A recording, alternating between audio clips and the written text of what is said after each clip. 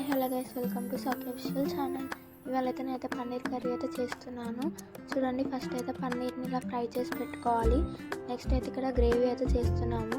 మా పెద్దమ్మ అయితే నాకు హెల్ప్ చేస్తుంది ఇక్కడ, కారం పొడి అది ఇది అని చెప్పి. అయితే మా పెద్దమ్మ చెప్తుంటే నేనైతే ట్రై చేస్తున్నాను కర్రీ ఎలా ప్రిపేర్ చేయాలని.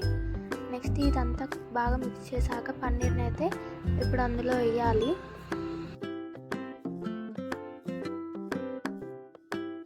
ఇప్పుడైతే మనమైతే పన్నీర్ని అందులో వేసుకొని బాగా మిక్స్ చేద్దాము.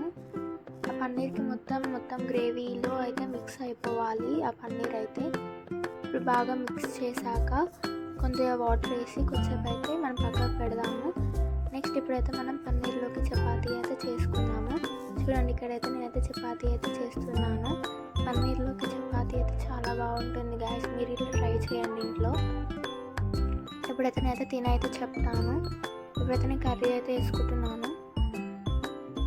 కర్రీ వేసుకొని ఎలా ఉందో తిని చెప్తాను మీకు.